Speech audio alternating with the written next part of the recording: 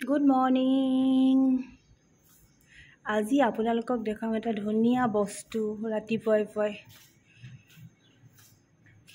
এইয়া চাওক, আমাৰ কেম্পাছত ইমান ধুনীয়াকৈ এজাৰ ফুলিছে আমাৰ ডিপাৰ্টমেণ্টৰ ফ্ৰণ্টতে।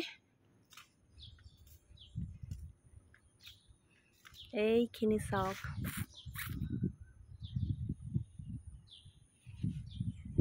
কোনে কিয় কৈছিল মই নাজানো যে এজাৰ ফুলা দেখি বেজাৰ কৰোঁ বুলি।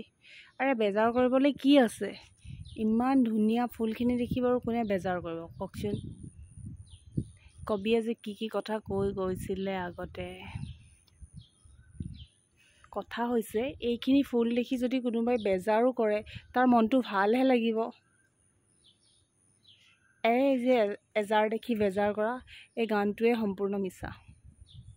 মই ভাবোঁ আৰু পাৰ্চনেলি মই কথাখিনি ভাবিছোঁ। চাওক।